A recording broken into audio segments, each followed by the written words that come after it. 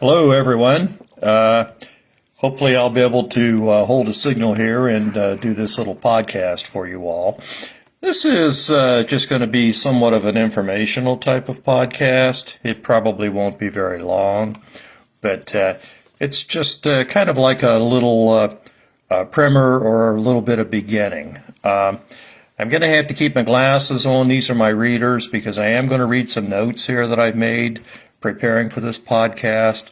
So I guess I want to call this podcast very basics of the beginning and the history of wine.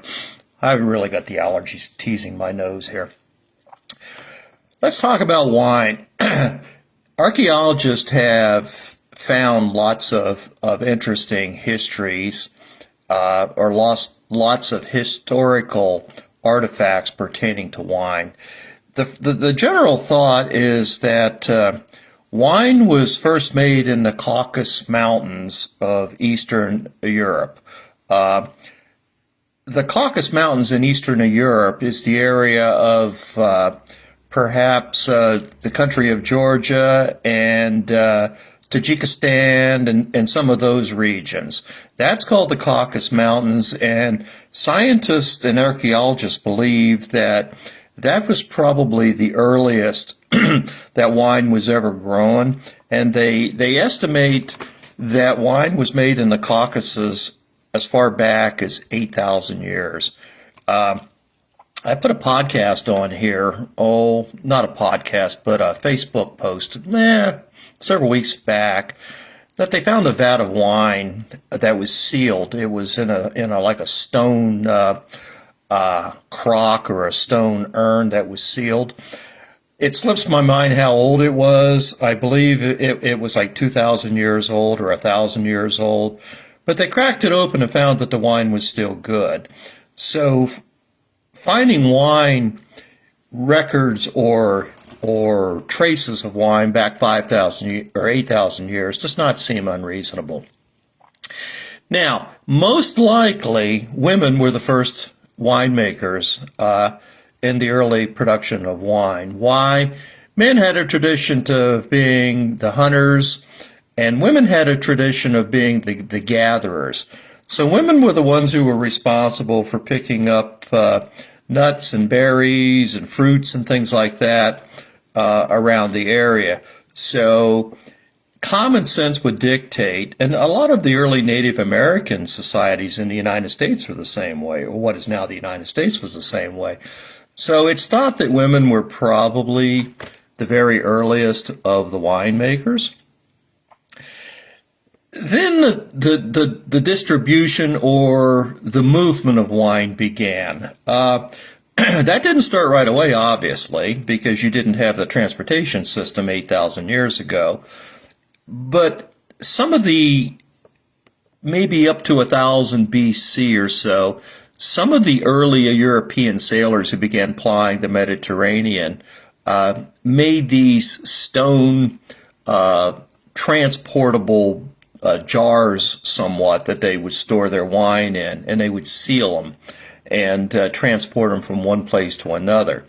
Well, then, about 500 BC, the Celts up in Ireland area, they introduced the barrel, and they made the barrel. And of course, the barrel now has become probably one of the most needed or the most required accoutrements that comes with the production of wine.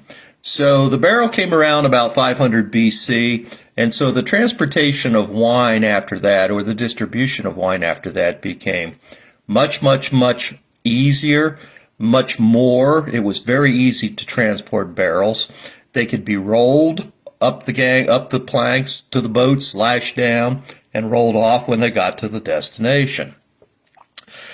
So that was the way wine was going. And then comes the Middle Ages, sometimes referred to as the Dark Ages even, and the church. And everyone knows, if you have anything to do with Christianity, that this was a period of time when the church was dominating most of the world that it was known.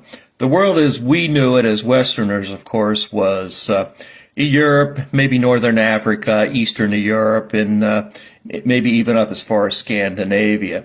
This was all ruled by the church. Of course, the church was the Pope, led by the Pope, I should say, until Martin Luther came along with the Protestant Reformation and revolted against the Pope in many ways.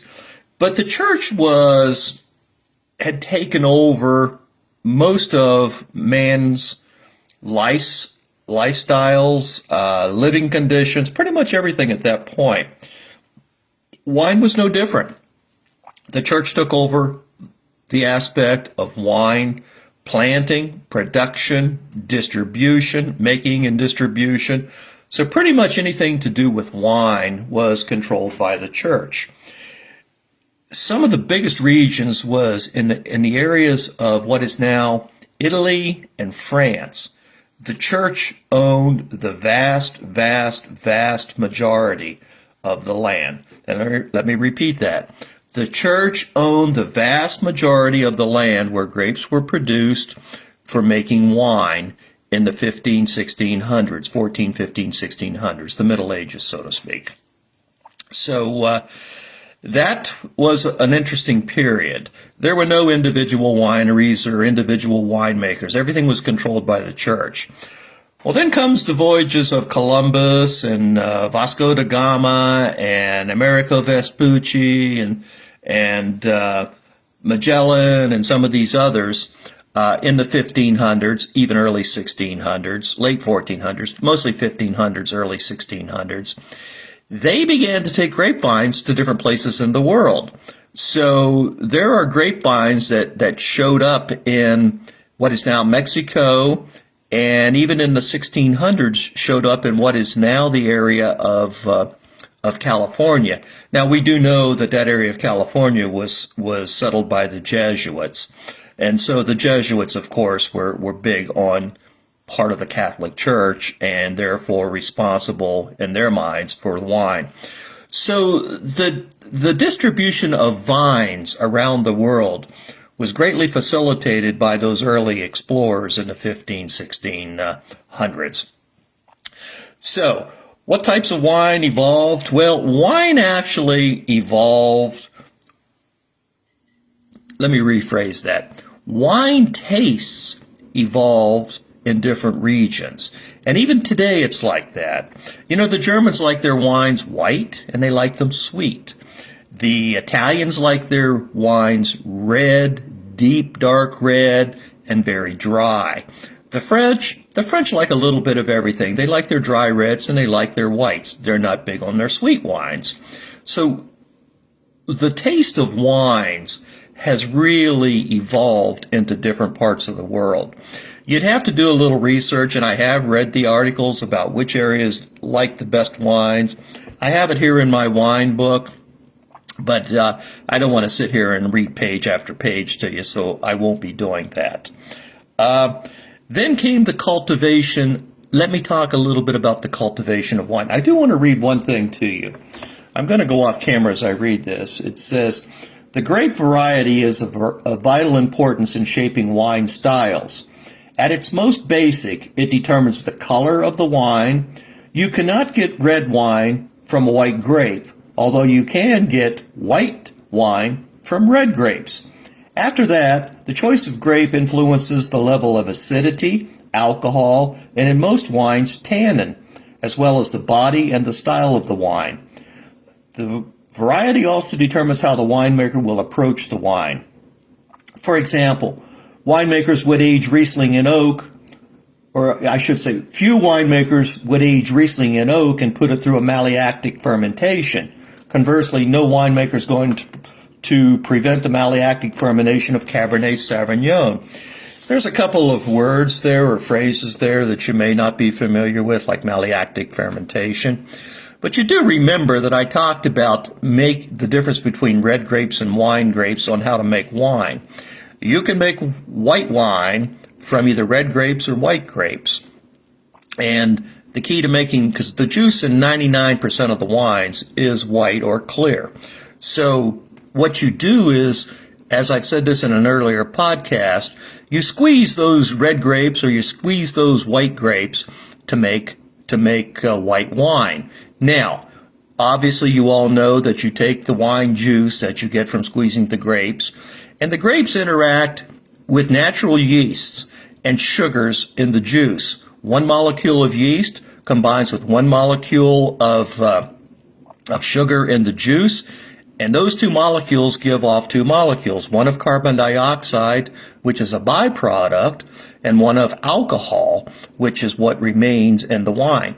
Now, if there is during the fermentation process, and that means the making of the wine, if you squeeze the grapes and you discard the wine, or I'm sorry, you discard the skins and the stems and the pips, perhaps, pips being the seeds, you're going to get a white juice. And so that's going to be a white wine. Now, if you take red grapes and you do the same thing, you squeeze them, you're going to still have the same white juice. But if you put those red skins down in that juice during what is called maceration, that's kind of like the soaking of the skins inside the wine juice after they've been crushed. The longer those skins, red skins, the longer they remain in the juice, the darker, redder, blacker the wine ultimately will be. That's why I've told you these dark wines such as Syrah, Shiraz, Cabernet Sauvignon, Merlot, those all have extended contact of the skins against the juices. If you just leave it in there for a few days, the red skins, you're going to end up with a rosé wine, which we've talked about that. A rosé wine is no different than a red wine, except the skins were left on the juice for a very short period of time. So those are very basics. We talked about that, I believe, in a very early podcast.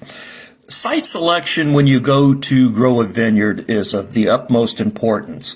I just posted well, I haven't yet, but I just took a couple of pictures out of my book, and I'm going to post them on the Facebook wine page that shows the two regions of the world where grapes can be cultivated very successfully.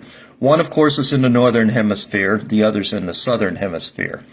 And if you look at those pictures, I would draw your attention to the fact that some of the most famous places in the world where wine is made, California, New York State, the Pacific Northwest, France, Italy, Germany. You notice that they're all within that northern region in the northern hemisphere. And then if you look at some of the places in the southern hemisphere, you're going to see the areas of New Zealand and Australia. So wine can't be made in, say, the desert Southwest or Central America, places like that. Yes, you could make wine out of tropical fruits. You can make wine out of anything. You can make wine out of nuts. But the point being, we're talking about standard grape varietal wines that we all know. Then about 200 years ago, a thing called phylloxera, and it was a wine insect pest, and it struck the vineyards of Europe tremendously, and it destroyed some of the largest vineyards in Europe that made some of the most famous wines. Well, interestingly, by then, the Americans had cultivated a new rootstock, as they call it, the root of grapevines, that was resistant to this phylloxera. And so what ended up happening when the vast majority of the grapevines in Europe was wiped out, they simply took rootstocks from America, took them back to Europe, and planted those and grafted, you know a little bit about grafting. You can take a rootstock and you can graft anything on it, any variety. You can take a rootstock of, let's say, a pear tree, and when it's very tiny, and you can graft the top part of an apple tree on there, and you're going to have an apple tree. You're not going to have a pear tree. You're not going to have a pear/apple tree. You're going to have an apple tree. So the same thing happened with grapes. So they planted a rootstock that was resistant to phylloxera in Europe, so that those insects eating the roots, they just weren't interested in the rootstock then. So that's what saved some of the big wineries in Europe, particularly the first growth Bordeaux and things of that nature. How long do vines last? First of all, you may remember that when you plant a vine from the very beginning, it takes about 5 years before you get enough grapes. You'll get grapes the first year, perhaps, but it's going to take about 5 years of growing the vines before you get enough grapes that you can do grape production to make wine. Each year you need to prune your vines, you need to cut old wood off, and that causes the vines to expand outward and grow with more vigor.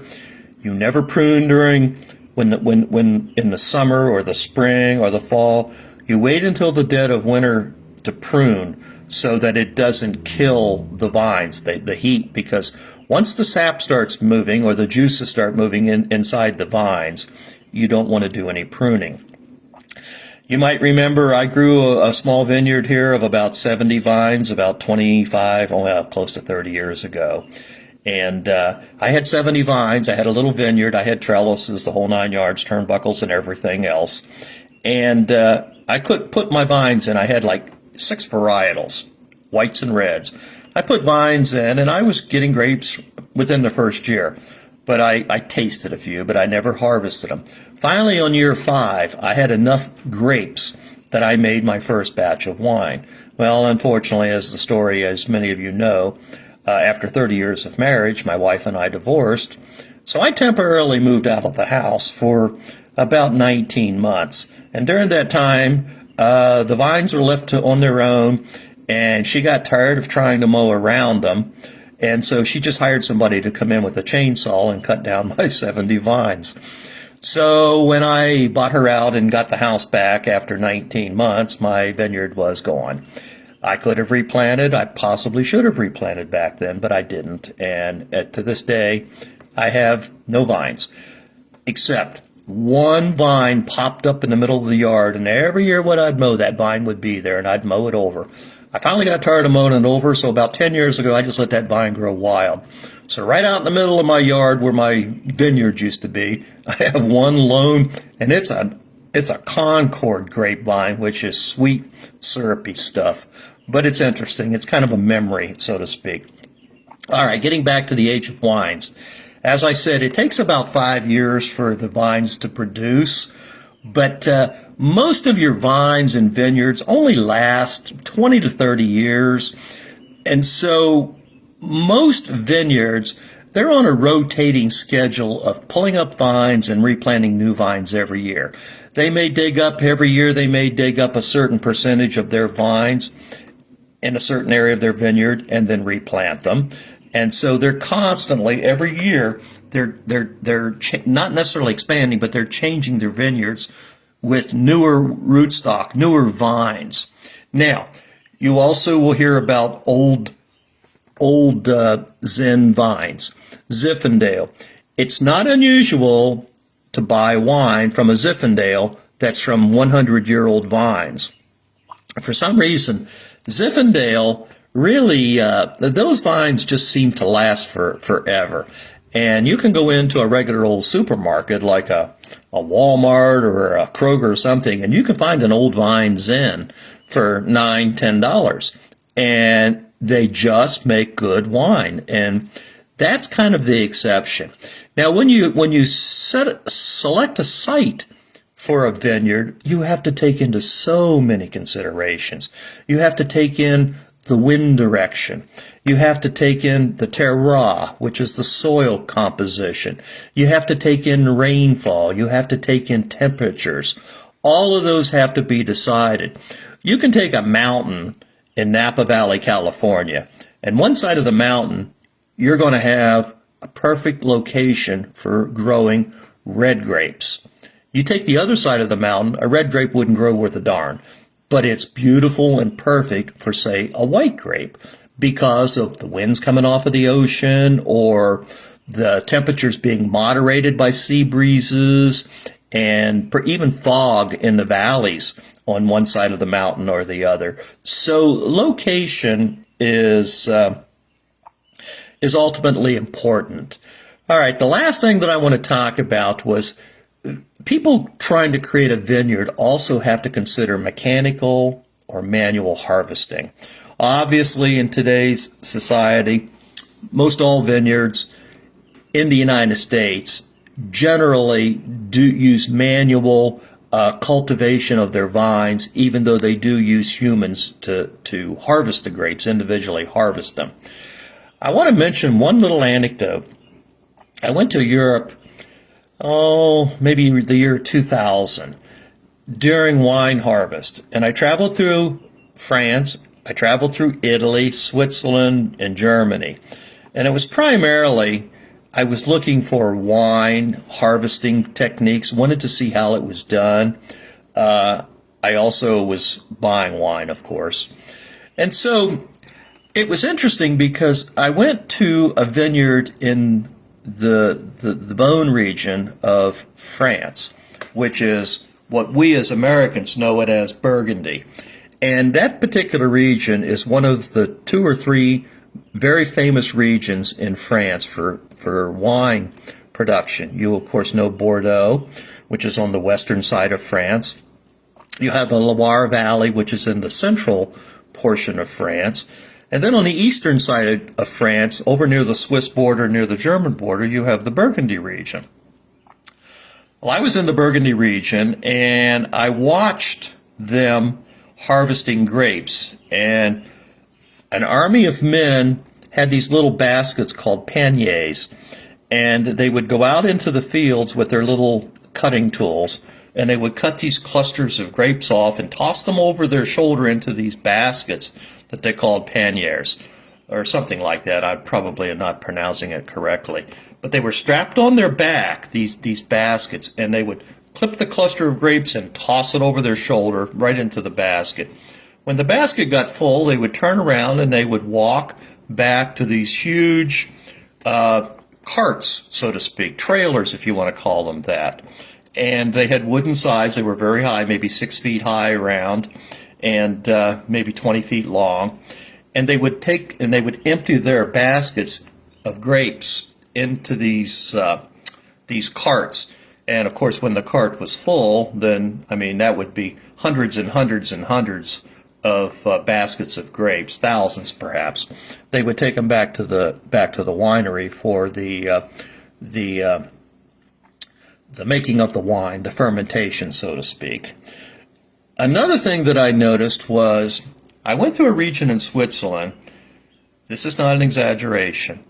The wines were terraced on the side of mountains, and I am not exaggerating when I say it was a 45-degree slope on the side of the mountains. Much too steep for any type of mechanical means. So 100% of the wine production was done manually, by hand, by people. They had terraced it a little bit so that you could do some walking. So between each vine row, there was kind of like a packed down area that was somewhat level. And if you could see how steep those vineyards were, you would just be absolutely amazed. All right, the last thing I want to tell you is a little tiny anecdote, which has nothing to do with any of this. That particular wine trip, I ended up buying many bottles of wine from Europe that I have never seen in the United States. And so I bought an extra large suitcase just for the wine. So I'm coming back to the United States, and I flew from Charles de Gaulle Airport in Paris directly to Pittsburgh International here in Pennsylvania, or nearby Pennsylvania. So I landed in Pennsylvania, and I go through immigration, and of course showed my passport, had no problems getting through. Well, then I come up to customs, and so I laid my suitcase down, and then I laid my wine suitcase down. So the customs agent looks at me, and of course they always eyeball you to see if you look suspicious. And he looks at my passport again, and he says, "Hello, Mr. Riley." He says, "What were you doing in Europe?" And I said, I was sightseeing, and I said I was looking at wines, and I said I was tasting wines, and I said I was just pretty much a wine trip. And he said, okay. He says, great. So he opens up my suitcase. He didn't even really look in it. He just opened it up and zipped it back up again and slid it on. Then he pulls the wine suitcase over. was obviously, you could tell it was full of wine. So he didn't open it up. He looks up at me and he says, "So you said this was a wine trip?" And I said, "Yes, sir, I sure did." And he says, "So you brought some wine back?" And I said, "I did." And he says, "Well, how many bottles did you bring back, Mr. Riley?" And I said, I paused and I said, 19 bottles. He does the proverbial comedic double take. His head whips around, his eyes got big, and he says, 19 bottles? I said, "Yes." And he looks at me for a second, and he kind of looks away for a second, and he said, "Are they all the same type of wine, Mr. Riley?" And I said, "Nope, it's 19 different wines." And he kind of goes, "Okay." He says, "Thanks very much." He says, "Enjoy Pittsburgh." And he moved me on. I was just absolutely kind of surprised, to say the least. So I gathered my 2 suitcases up, and I decided I was going to have a beer at the snack bar before I drove the 2.5 hours back to Ohio. So I go up to the snack bar, and sure enough, there's another customs agent sitting right next to me. So I'm sitting there having a beer and a sandwich, and I looked over at her, and I said, "Ma'am, can I ask you a question?" She goes, "Sure." And I had told her what had just happened. And she smiled. Well, she probably kind of laughed, if I remember correctly. And I says, "Why was he not interested in my wines?" And she says, "Mr. Riley," and she didn't say Mr. Riley because she didn't know my name. She said, "If you were bringing back 19 different bottles or 19 wines of the same type," she says, "we would think that you was selling them and trying to make a profit." She says, "But if you bring back 19 different bottles of wine," she says, "it's kind of obvious you're bringing them back for your own self-enjoyment." She says, "We don't care about people who brings wine in for their personal enjoyment. We worry about people who tries to bring wine in to avoid taxes, and it's all the same type of wine. Had you brought 19 bottles of First Growth Bordeaux," she says, "you would probably still be back in the back writing checks for several thousands of dollars in VAT taxes and things of that nature." She says, "Not to worry." And I said, "Well, I was kind of interested." All right, well, listen, I've probably rambled on too long. I am going to try over the next, I don't want to give you a time frame, but I'm going to try to do some more of these podcasts that are not just wine tastings. I want to do one on wine glasses. There are so many different types of wine glasses that you and I don't need all these fancy wine glasses. We're not sommeliers. We're not masters of wine. We're everyday drinkers of wine. And we drink wine for enjoyment and with meals. But there is a lot of studies on wine glass shapes, color, stem versus stemless, the whole 9 yards. So I can do a whole podcast on that. Now, I do have a lot of wine glasses, the different styles. I have a Bordeaux style. I have a Burgundy style. I have a white Sauvignon Blanc stemware style. I have all of those. I probably won't bring them all out here to take pictures of or anything. But early in my in my wine career, when I was getting serious after retirement from the Coast Guard, I began to get real serious into wine, and I bought different style glasses. I wanted to see if the different style glasses did enhance the flavors and taste of wine, as the professionals say they do. In my case, I didn't see much difference, if any, and I think probably because I'm not an expert.